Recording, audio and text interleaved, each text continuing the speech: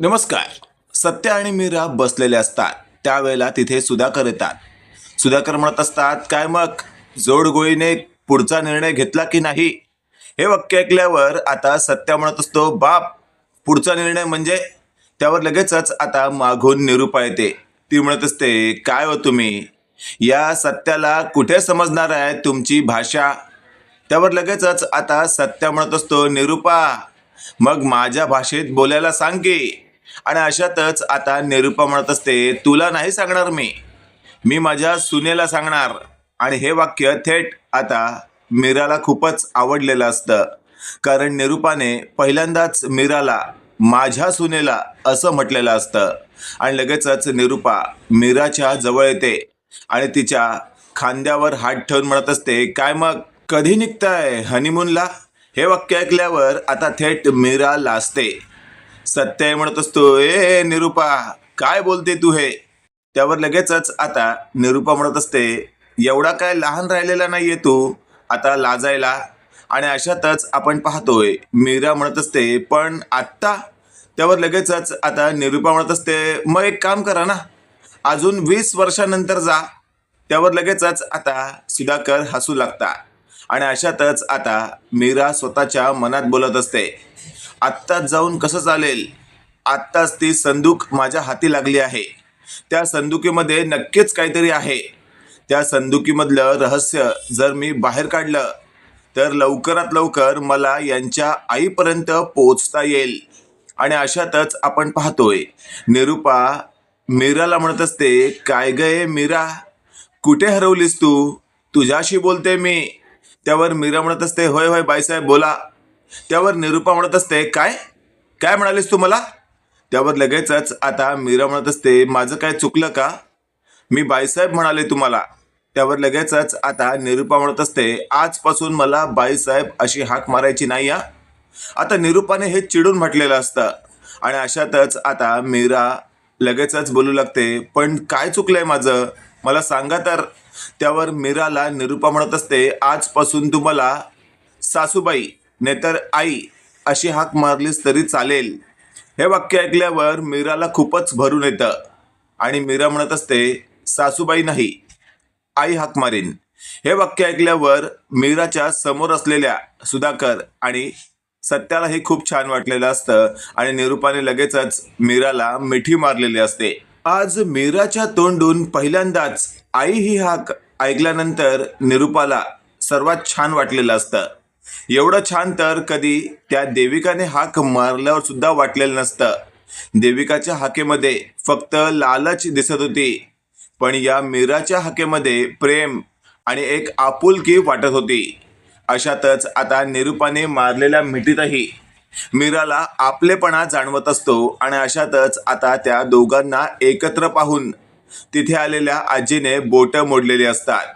आजी म्हणत असते, वाह काय दृश्य पाहायला मिळते मला. या दृश्यासाठीच तर आत्तापर्यंत झगडत होते मी या घरात, पण हे दृश्य लवकरच पाहायला मिळालं, बरं वाटलं मला. त्यावर सुधाकरला थेट आजी म्हणत असते, सुधा आत्ता माझं काम झालं या घरामध्ये, आता निरूपा माझी जागा घेते, मग मला आता गावी गेलंच पाहिजे. त्यावर लगेचच आता मीरा म्हणत असते, नाही हा आजी, तुम्ही आमच्याबरोबर राहा. कसं आहे, तुम्ही जेव्हा आमच्याबरोबर राहता ना, आम्हाला हे खूप छान वाटतं, आपलं एकत्र कुटुंब खूप एक मस्त वाटतं. त्यावर लगेचच आजी म्हणत असते, मीरा बरोबर आहे तुझं, पण गावाकडं बी जायला हवं, तिथलं बी कामं आहेत. आणि काय फार काळ गावाकडं नाही राहायचं, मला परत यायचं तुमच्यात मला. त्यावर लगेचच आता सत्या म्हणत असतो, वय की आजी आपल्याला सोडून फार काळ गावी राहूच शकत नाही. आणि अशातच आता थेट निरूपा म्हणत असते, अहो पण सासूबाई, या दोघांना आता हनीमूनला तर पाठवायला हवं ना. त्यावर लगेचच आता आजी म्हणत असते, वय की वय, काय मग मीरा कुठे जाणार आहात हनीमूनला? लंडन, पॅरिस की दुबई? हे वाक्य ऐकल्यावर मात्र आता सत्य म्हणत असतो, आजी आपल्यासारखे लोक असल्या दुसऱ्या देशामध्ये जात नाहीत. आपण कसं इथे जवळपासच महाबळेश्वर, लोणावळा असं असं. त्यावर लगेचच आता सुधाकर म्हणत असतात, बरोबर आहे. आणि अशातच आता थेट निरूपाने म्हटलेलं असतं, चला आजच तुम्ही बॅग भरायला घ्या. आणि तेवढ्यात आपण पाहतोय थेट सत्याही आता मीराला म्हणत असतो, चल धूमकेतू जाऊन येऊ जरा 4 दिवस. आणि लगेचच आता मीरा स्मित हास्य करते. पण मीराच्या मनात त्या संदूकबद्दल प्रश्न फिरत असतात. मीरा स्वतःशी बोलत असते, भले हनीमूनला गेले पण ती संदूक बरोबर घेऊन जाईन. त्या ठिकाणी जाऊन या सगळ्याचा उलगडा करीन. आणि अशातच आता संध्याकाळच्या वेळेला सगळी बॅग आवरत असताना मीराने अलगद ती संदूक आपल्याबरोबर घेतलेली असते. इकडे आपण पाहतोय आता थेट पंकज हा बेडरूम मध्ये बसून स्वतःशी बोलत असतो, मला फसवलं, मला माझ्या बेबीने फसवलं. मला कसं काय फसवलं तिने? मी तिच्यावर एवढा विश्वास ठेवला, तिने मला कसं काय फसवलं? मला फसवलं, माझ्या मम्माला फसवलं, माझ्या घराला फसवलं. असं सगळं तो एकटाच बडबडत असतो. त्यावेळेला तिथे आलेला सत्या म्हणत असतो, चले हे इकडे. आणि लगेचच आता पंकज सत्याकडे येतो. त्यावर सत्या म्हणत असतो, हे बघ, जास्त आता तिचा विचार करू नको, नाहीतर येडा होशील. त्यावर लगेचच आता पंकज पुन्हा जाऊन आपल्या जागेवर बसतो. तेवढ्यात आपण पाहतोय रिया आणि रवी म्हणत असतात, दादा वहिनी ऑल द बेस्ट असं बोलून आता ती दोघं घरातून बाहेर पडलेली असतात. इकडे आपण पाहतोय आता सुधाकर आणि आजी बोलत असतात. आजी म्हणत असते, सुधा, त्या दोघांना हनीमूनला आपण तर पाठवली आहे, पण आता खरं काम आपल्याला करायचं आहे. त्यावर सुधाकर म्हणत असतात, अगदी बरोबर बोलतेस तू. मीरा या घरात नाही म्हटल्यावर आपण बिंदासपणे ती संदूक आता कुठेतरी लांब नेऊन ठेवू शकतो, म्हणजे कुठलाच प्रॉब्लेम येणार नाही फ्युचरमध्ये. त्यावर आजी म्हणत असते, मग येळ दौडू नको, ती कसे 4 दिवसात परत येतील.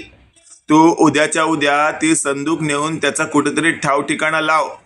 त्यावर सुधाकर हा असं म्हणत असतात. इकडे आपण पाहतोय सत्या आणि मीरा त्या हनीमूनच्या ठिकाणी पोहोचलेले असतात.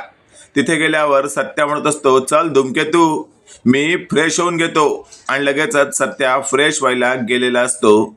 मीरा सर्वप्रथम ती संदूक काढते आणि त्यातून काय मिळतंय असा विचार करत असते. तर त्यात एक फोटो सापडलेला असतो आणि त्यात काहीतरी लिहिलेलं असतं, सुधाकर, मी माझ्या पोराला तुझ्या तावडीत सोडून जात आहे आणि जोपर्यंत मी तुरुंगात राहीन तोपर्यंत तू त्याचा सांभाळ करशील आणि हे मला वचन दे तू. आणि अशातच आपण पाहतोय त्या चिठ्ठीवरून तर प्राथमिकपणे असं लक्षात आलेलं असतं की सत्याची आई ही तुरुंगात आहे आणि सुधाकरला सत्याला तिने सांभाळ करायला दिलेलं असतं. हे सगळं पाहून मीराला खूपच मोठा धक्का बसतो. मीरा स्वतःशी बोलत असते, आज आम्ही इथे हनीमूनला आलो आहे आणि इथे जर यांना हे सत्य मी सांगितलं तर त्यांचं लक्षच लागणार नाही. काय करू मी? आणि जर मी नाही सांगितलं तर माझं लक्ष लागणार नाही. कसंही करून शेवटी इथे सगळा विचकाच होणार आहे. इकडे आपण पाहतोय आता सुधाकर ती संदूक आपल्या रूममध्ये शोधत असतात, पण काही केल्या ती संदूक सापडत नसते आणि सुधाकरच्या मनात वेगवेगळे प्रश्न येत असतात. त्याच वेळेला सुधाकर आजीच्या रूममध्ये येतात आणि म्हणत असतात, एक लय मोठी गडबड झाली आहे. त्यावर आजी म्हणत असते, सुधा, आता कसली गडबड झाली? त्यावर आजीला सुधाकर म्हणत असतात, अगं माझ्या रूममध्ये ती संदूक मला सापडतच नाहीये. हे वाक्य ऐकल्यावर आजी म्हणत असते, काय? असं कसं होईल? तू नीट पाहिलंस की नाही? त्यावर सुधाकर म्हणत असतात, मी सगळं नीट पाहिलं, पण काही केल्या ती संदूक सापडतच नाहीये. त्यावर लगेचच आपण पाहतोय सुधाकर यांच्या मनात आलेलं असतं की बहुतेक त्या संदुकीचा ठावठिकाणा मीराने तर लावला नाही ना. त्यावर आजी म्हणत असते, असू शकतं, सांगता येत नाही. ती मुलगी खूपच हुशार आहे आणि कसं आहे, ती जोपर्यंत इथं होती ना मला याच कारणाची भीती वाटत होती आणि शेवटी तेच घडलं असं काहीसं वाटतंय. त्यावर लगेचच आता सुधाकर म्हणत असतात, आता काय करायचं? त्यावर लगेचच आपण पाहतोय आजी म्हणत असते, आता काय करायचं या बाबतीत मी तुला काही सांगू शकत नाही, पण आपल्याला थोडा विचार करावा लागणार आहे. मी एक काम करू का, मीराला फोन करू? त्यावर लगेचच आपण पाहतोय आजी म्हणत असते, कर. सुधाकरांनी लगेचच मीराला फोन लावलेला असतो. मीरा फोन उचलते. सुधाकर म्हणत असतात, मीरा, मला तुझ्याशी एका विषयावर बोलायचं आहे. त्यावर लगेचच आता मीराच्या लक्षात आलेलं असतं की बाबांना नेमकं काय बोलायचं आहे. आणि लगेचच आता सुधाकर म्हणत असतात, काय झालं मीरा? जरा एकदम भांबावल्यासारखी का वाटतेस? त्यावर सुधाकरना मीरा म्हणत असते, कुठे काय कुठे काय? त्यावर सुधाकर म्हणत असतात, मला एक सांग, माझ्या रूम मधील एक संदूक गायब आहे. त्यावर मात्र मीराला आता काय बोलावं हे सुचत नसतं आणि अशातच आता थेट मीराने तो विषय टाळण्यासाठी असं म्हटलेलं असतं, बाबा मी तुमच्याशी नंतर बोलू का, हे आलेत. त्यावर लगेचच आता मीराने फोन कट केलेला असतो आणि तेवढ्यात आपण पाहतोय सुधाकर म्हणत असतात, मला वाटतं हे सगळं काम मीरानेच केलंय म्हणून तर तिने आता फोन कट केला. त्यावर लगेचच आता आजी म्हणत असते, सुधा जर मीराच्या हातात ती संदूक लागली ना तर सगळं होत्याचं नव्हतं व्हायचं. त्यावर सुधाकर म्हणत असतात, आता काय होत्याचं नव्हतं व्हायचं राहिलंय, सगळी तर गडबड होणारच आहे, कारण आता मीरा आपल्यापासून खूप लांब आहे आणि तिच्याकडे ती संदूक आहे. त्यावर लगेचच आता आजी म्हणत असते, सुधा मग तर संपूर्ण वाट लागणार आहे. त्यावर लगेचच आपण पाहतोय सुधाकर म्हणत असतात, आता तूच सांग काय करायचं. त्यावर लगेचच आता आजी म्हणत असते, माझ्या डोक्यात तर काय आयडियाच येत नाहीये. इकडे आपण पाहतोय आता मीराने एक संदूक ओपन केलेली आहे, त्यातून एक फोटो आणि एक चिठ्ठी समोर दिसल्यावर सत्या म्हणत असतो, काय गे धूमकेतू, काय आहे काय हे सगळं? त्यावर लगेचच आता मीरा म्हणत असते, काय नाही, आणि मीरा लगेचच ते गुंडाळण्याचा प्रयत्न करत असते. त्याच वेळेला आपण पाहतोय सत्या म्हणत असतो, धूमकेतू तू माझ्यापासून काही लपवतेस का? त्यावर मीरा म्हणत असते, मला असं म्हणायचं आहे, प्लीज तुम्ही मला समजून घ्या, तुम्ही चिडणार नाही, टेन्शन घेणार नाही. त्यावर सत्या म्हणत असतो, धूमकेतू आपण त्या ठिकाणी आलो आहोत ज्या ठिकाणी चिडायचं नसतंच, फक्त प्रेम प्रेम प्रेम करायचं असतं. आणि सत्या मग मीराच्या एकदम जवळ येत असतो. मीरा आता खूपच अस्वस्थ झाल्यासारखी होत असते. ती म्हणत असते, ऐकून तर घ्या माझं. पण काही केल्या सत्या ऐकायलाच तयार नसतो आणि सत्याने मीराला मिठीत घेऊन प्रेम करायला सुरुवात केलेली असते. तेवढ्यात मीराने सगळं काही आता खाली झाकून ठेवलेलं असतं आणि मग त्या दोघांचा रोमॅन्स सुरू असतो.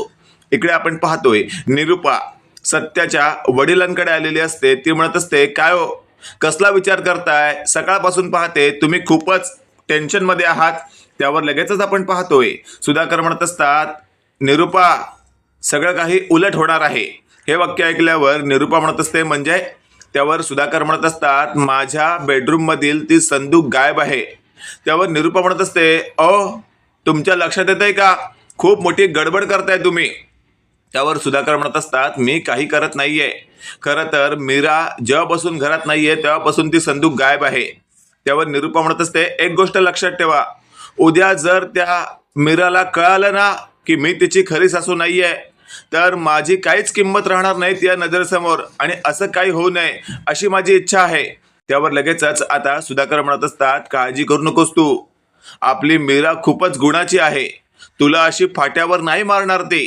त्यावर लगेचच आपण पाहतोय निरूपा म्हणत असते, मला आता माझी नाही तर खरंच आपल्या घराची काळजी वाटते. उद्या जर मीरा आपल्या घराला सोडून गेली ना तर आपल्या घराचं काही खरं नाही. जोपर्यंत मीरा आपल्या घरात आहे ना तोपर्यंत आपल्या घराला घर पण आहे. बघा विचार करा, मी तुम्हाला खूप आधी सांगितलं होतं ती संदूक घरात ठेवू नका, शेवटी होत्याचं नव्हतं होताना मला दिसतंय. त्यावर आजी म्हणत असते, निरूपा शांत हो, काय चाललंय तुझं, किती विचार करतेस तू. एक गोष्ट लक्षात ठेव, वास्तू नेहमी तथास्तू म्हणत असते, त्यामुळे चांगला विचार कर. हे बघ मीरा लई गुणाची आहे, ती समजून घेईल. त्यावर निरूपा म्हणत असते, सासूबाई काय बोलताय तुम्ही, काय समजून घेईल, तिची खरी सासू मी नाहीये, तिची खरी सासू कोण आहे हे जेव्हा त्या पोरीला कळेल त्यावेळेला मीरा खरंच मला पाठ्यावर मारणार नाही का. त्यावर आता आजी म्हणत असते, काळजी करू नकोस तू, ती मुलगी लई गुणाची आहे, ती आपल्या सगळ्यांवर आधीसारखंच प्रेम करणार, फक्त आपण तिला सगळ्यात आधी हे सांगायला पाहिजे. तेवढ्यात आपण पाहतोय आता सत्या आणि मीराचा छान असा रोमॅन्स चालू असतो, पण मीराच्या मनात मात्र सतत त्या संदूकविषयी विचार सुरू असतात आणि सत्याने बरोबर हे हेरलेलं असतं. सत्या म्हणत असतो, धूमकेतू मला असं वाटतंय आपण इतक्या लांब येऊनही तुझं मन जर आपल्या सांगलीतील घरातच असेल तर इथे येण्याचा काय फायदा आहे. तू माझ्याशी लगट नाही, मी तुझ्याशी लगट करतोय, उपयोग काय. त्यावर लगेचच आता मीरा म्हणत असते, असं काय नाहीये. त्यावर सत्या म्हणत असतो, काय चाललंय मग तुझ्या मनात, जरा सांग तरी मला. त्यावर लगेचच आता मीरा म्हणत असते, मी तुम्हाला काही दाखवलं तर तुम्ही हायपर तर नाही होणार ना? त्यावर लगेचच आता सत्या म्हणत असतो, यो सत्या आहे सत्या, कोणत्याच गोष्टीत हायपर होत नसतो, सांग बिंदास तू. आणि लगेचच आता मीराने ते फोटो आणि ती चिठ्ठी सत्यासमोर ओपन केलेले असतात. सत्या म्हणत असतो, कोण आहे ही बाई? त्यावर लगेचच आता मीरा म्हणत असते, ही कोण आहे? ही कोण आहे? जेव्हा तुम्हाला कळेल ना त्यावेळेला तुमच्या पायाखालची जमीन सरकेल, पण तुम्ही तुमच्या आईवरचं प्रेम कमी होऊ द्यायचं नाही. हे वाक्य ऐकल्यावर आता सत्या म्हणत असतो, ए धूमकेतू, काय बोलतेस तू? तुला तरी कळतंय का? आणि अशातच आपण पाहतोय निरूपाला आता तुम्ही आई मानता, पण तुमची खरी आई या फोटोमधली आहे असं जेव्हा या मीराने म्हटलेलं असतं त्यावेळेला सत्या म्हणत असतो, ए धूमकेतू, काय बोलतेस तू? अगदी फिल्मी स्टाईल स्टोरी शोधून काढलीस का? त्यावर लगेचच आपण पाहतोय निरूपाला तुम्ही आता आई मानता, पण अचानकपणे तुम्हाला जेव्हा कळतंय की तुमची आई या फोटोमधली आहे आणि ती आता जेलमध्ये आहे आणि तिला सोडवण्यासाठी तुम्ही जाणार, त्यावर सत्या म्हणत असतो, असं काही बी नाहीये, माझी आई निरूपाच हाय. आणि अशातच आता सत्या काही केल्या हे सगळं मानायला तयार नसतो. सत्या म्हणत असतो, धूमकेतू, आत्ताच्या आत्ता बॅग भर आणि चल, नाही राहायचं आपण इथे. त्यावर मीरा म्हणत असते, प्लीज समजून घ्या, आपण असंच जर आजच्या आज गेलो ना तर त्या लोकांना वाटायचं आपल्यात काहीतरी भांडण झालंय. त्यावर सत्या म्हणत असतो, अगं मी समजून सांगेन सगळ्याला, आधी या प्रश्नाचा काहीतरी शोध लावला पाहिजे, कोण आहे ही बाई? त्यावर मीरा म्हणत असते, तुमची आईच आहे, प्लीज समजून घ्या. आणि अशातच आता थेट सुधाकरला सत्याने फोन लावलेला असतो आणि सत्या म्हणत असतो, बाप काय आहे हे सगळं? मीराकडे एक फोटो आहे आणि त्या फोटोमधली बाई तुरुंगात आहे असं मीरा म्हणते आणि ती माझी आई आहे. त्यावर सत्याचे वडील सुधाकर एकदम घामाघूम होतात. त्यांना कळत नसतं की सत्याच्या या बोलण्यावर काय उत्तर द्यावं. आणि लगेचच आता सत्या म्हणत असतो, बाप काहीतरी बोल. त्यावर सुधाकर म्हणत असतात, सत्यजित, मला खूप दिवसांपासून तुझ्याशी काहीतरी बोलायचं होतं, पण नेमकं काय बोलावं हेच कळत नव्हतं. पण त्या पोरीने सगळं काही सत्य जर तुझ्या समोर आणून ठेवलं आहे ना तर त्यात तथ्य आहे. एक गोष्ट लक्षात ठेव, ती पोरगी खूप गुणाची आहे, तिला जप. मित्रांनो, तुम्हाला काय वाटतंय, येत्या काळामध्ये आपल्याला या मालिकेमध्ये वेगळं काही पाहायला मिळू शकतं का? कमेंट करून नक्की कळवा. आणि असेच नवनवीन अपडेट पाहण्यासाठी व्हिडिओला लाईक आणि चॅनलला नक्की सबस्क्राईब करा. धन्यवाद.